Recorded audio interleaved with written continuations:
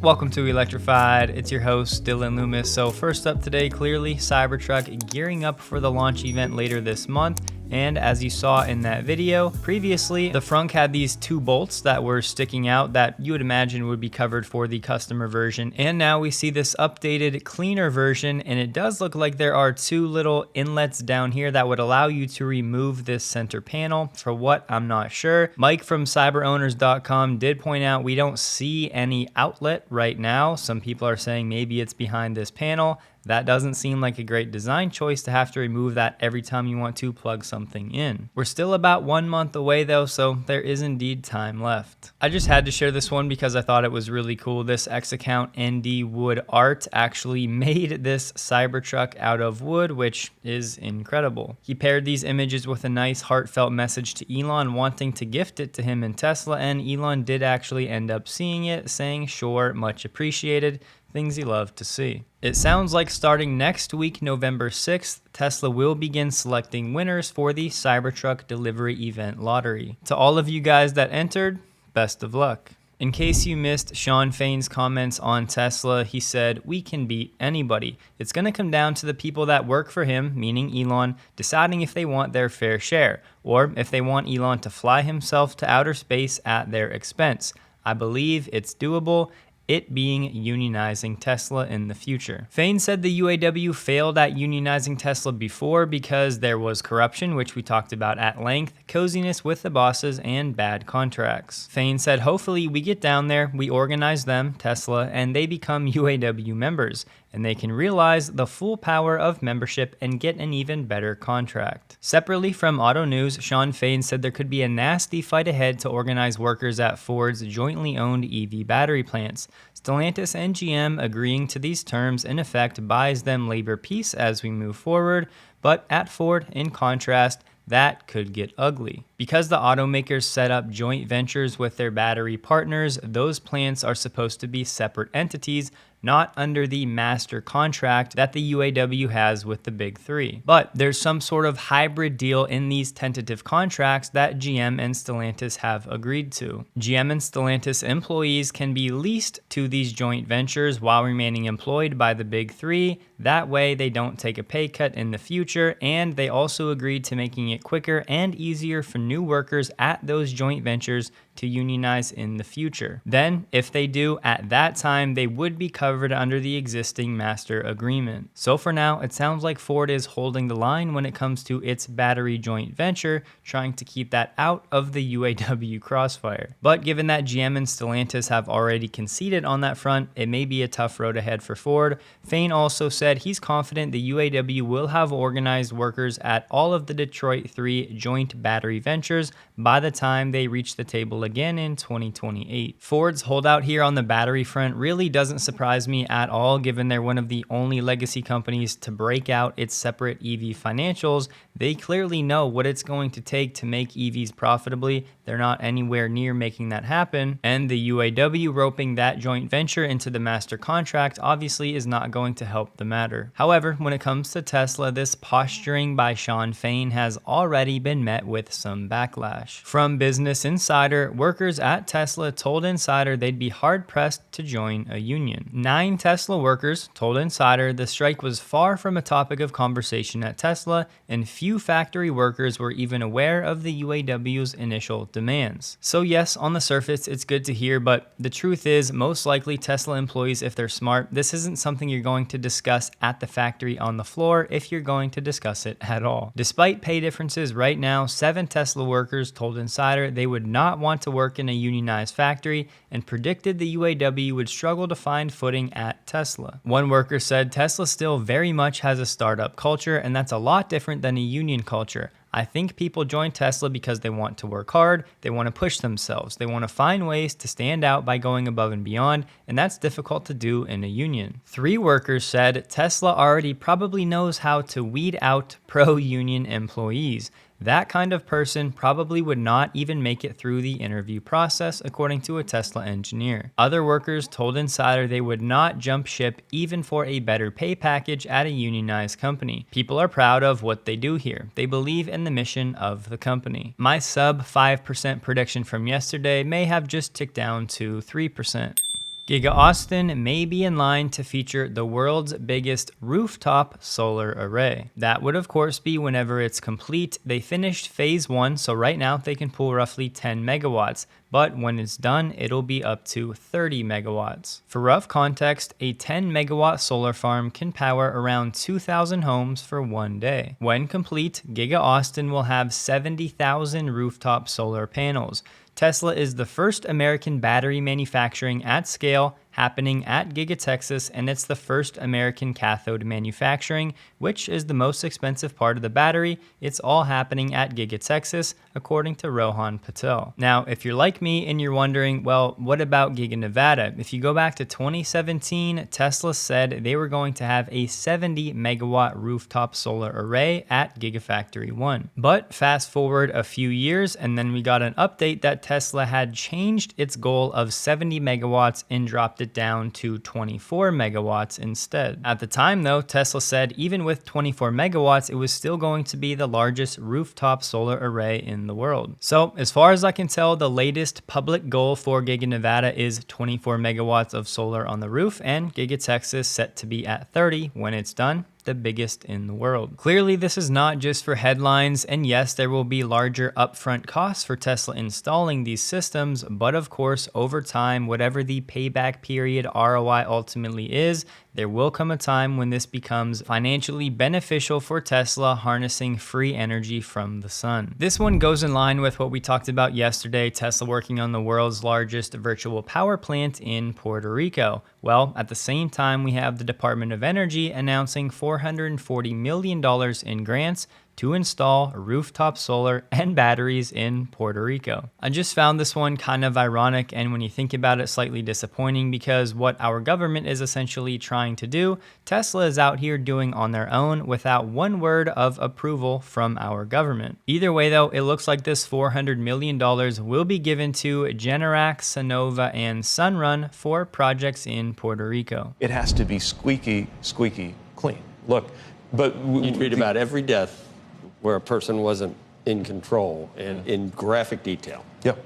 And then those manufacturers would be liable. Right. So that's a whole other what question that the it policy costs. world hasn't caught up with. Remember, the division of labor that we have in this country is that we, the federal government, regulate the car, and the state, the BMV, regulates the driver. Our system does not contemplate things like liability if the car is the driver, and that's part of what we need to work on in the policy How does space. insurance catch up with that? There's a million. Yeah, but the other end of the pot of gold, so to speak, at the end of this journey is that we could have a radically safer country, because frankly, the track record of human drivers is murderous. Right. Pretty encouraging to hear the Transportation Secretary still speak of the importance of autonomy despite all of the regulatory hurdles that lie ahead and everything that's taken place with Cruise over the past few weeks. I think he very easily could have come out and publicly pumped the brakes on autonomy a little bit, saying we need more oversight, more regulations so that what happened with Cruise does not happen again. But by this clip, his eyes are still fixed on the prize, exactly what we need. To anybody out there that maybe mistakenly thought Giga Mexico was totally put on hold for now, we do have some Tesla suppliers actually getting ready for the launch of Giga Mexico. Not only Tesla suppliers, but other industry companies are planning to set up shop in Nuevo Leon, as Tesla does what it does, attracts other business development. When it comes to Tesla suppliers, we have a shock absorption company investing $700 million, and JL Mag Rare Earth Company investing $500 million in the region. Both of these companies expected to begin construction of their facilities next year. In case you forgot, at the end of October, Giga Mexico did get all of the federal and regional permits that it needs to be able to build Giga Mexico. This one's pretty cool, something I think Tesla should do, but we have the EPA launching an EV Video Challenge. Not huge prizes, but first place is $3,000, second is $1,000, and third place $500. They're asking for 1 to 2 minute video submissions that showcase positive aspects of electric transport. Pause if you'd like, but here is their methodology for how they plan to score and rank all of these submissions. The EPA said they will take submissions until January 23rd, 2024. The winners will be announced early 2024, so good to see the EPA looking for creative ways to push forward the narrative of EVs being the superior option. This morning, Elon said at Giga Berlin today to congratulate the team on their excellent progress. The factory looks amazing.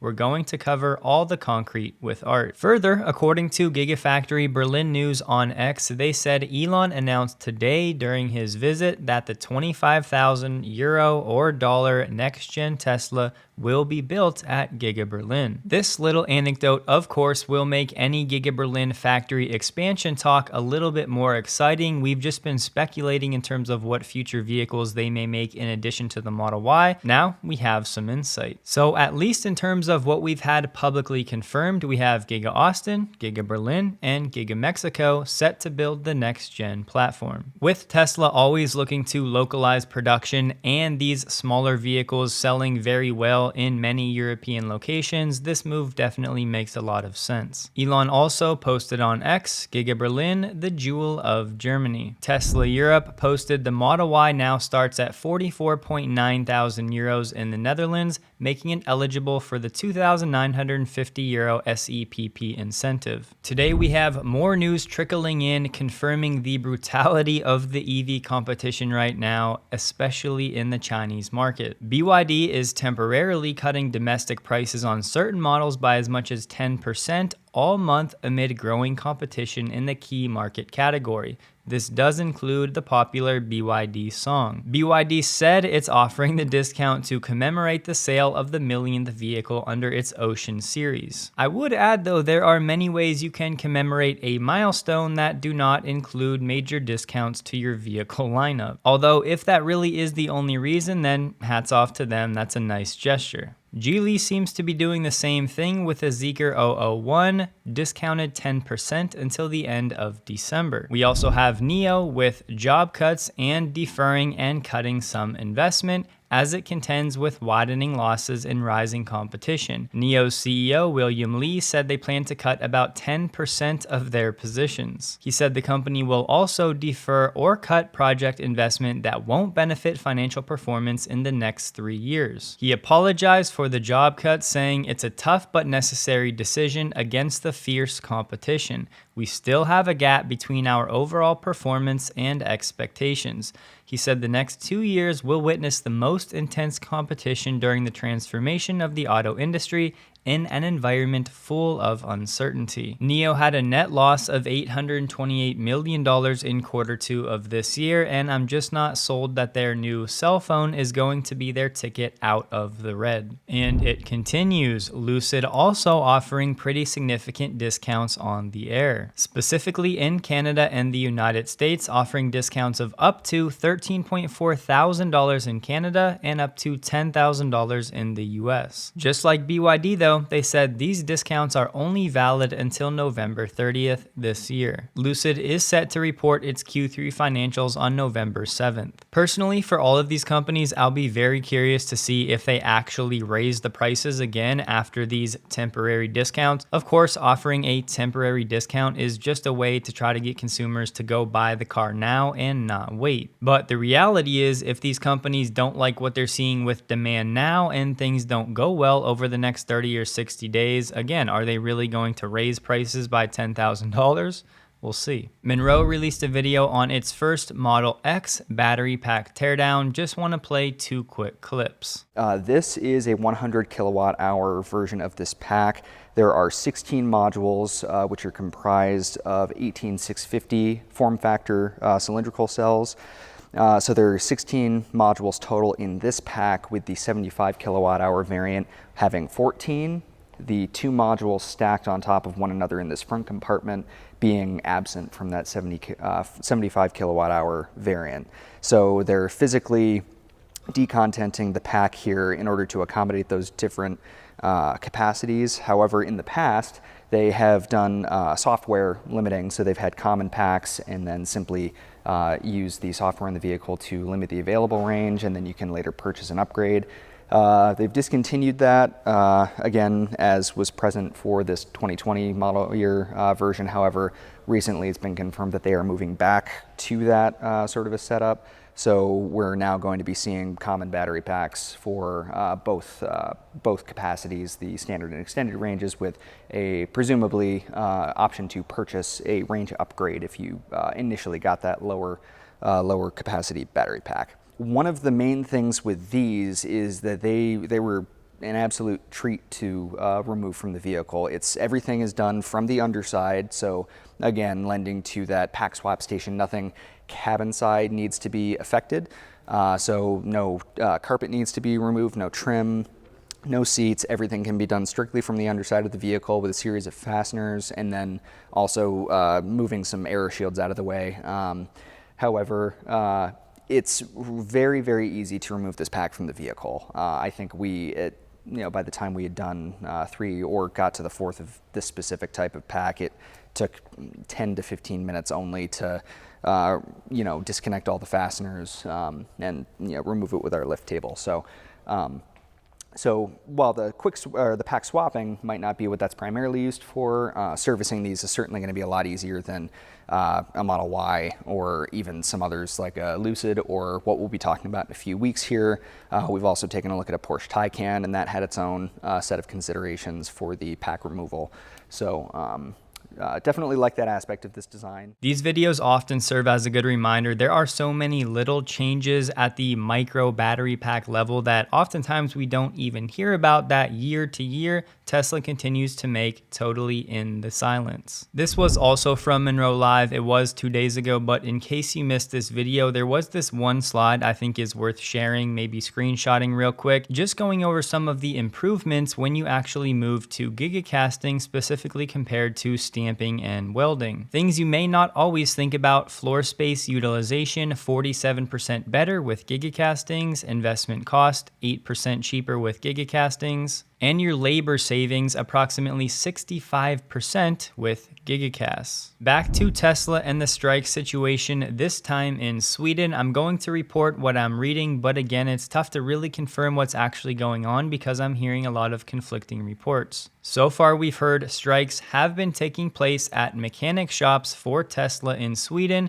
but then we've heard that not really that many workers are striking. I've heard none are striking. Either way, the word is Tesla Motors Sweden and IF Metall summoned the National Mediation Office on Tuesday, and Tesla representatives withdrew from negotiations, citing their corporate policy not to sign collective agreements in any country. In response, IF Metall immediately expanded the strike notice to all repair shops that service Tesla vehicles vehicles in Sweden. This would be an additional 470 workers in 16 cities that would be affected by this next phase of the strike, set to begin today. Honestly, from everything I'm picking up on this one, it's not even so much about the financial negotiations or demands of the IF Metall in Sweden. It really might be more of a principle situation here for Elon and Tesla. If they sign a collective agreement here, then that's only going to give more ammo to people like the UAW and IG Metall in Berlin. It's also being reported that since Tesla Sweden is not playing ball so far, that there may be some sympathy strikes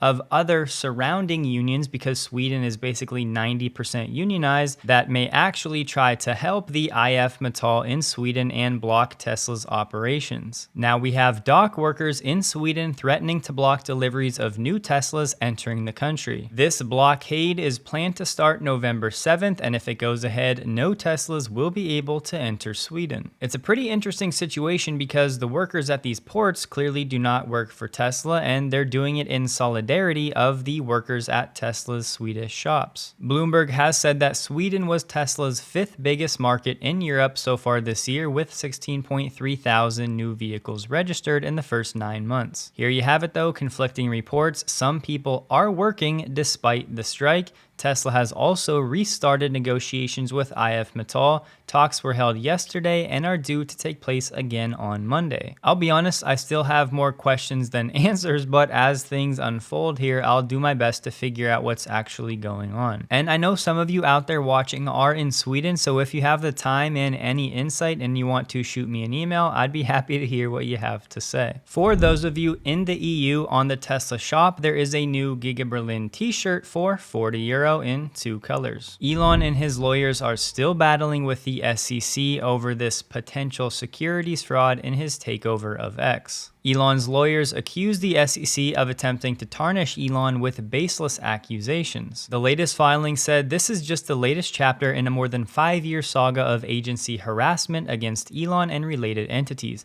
The details may change, but the story stays the same. Bad faith investigations conducted by officials acting in clear violation of the Constitution. The SEC has proceeded in excess of its authority and contrary to the law, and its application should be denied. Just a reminder that the things Elon deals with on a daily basis is quite staggering. Listen, on this one, I cannot confirm this because where I'm located right now, this is not showing up for me, but on Reddit, I found this image of a Kia EV9 Google search, resulting in a sponsored Tesla Model Y ad as the first result. So if you have some time, maybe you want to throw in some keywords and see if you see any of Tesla's text-based Google ads right now. And a good friend of mine, Peter, actually sent me this. If you look at Tesla's AdWords, you will see keywords currently for Tesla 292 when it comes to paid search traffic. So Tesla's testing of text-based Google ads continues. Hope you guys have a wonderful and a safe weekend. Please like the video. If you did, you can find me on X linked below.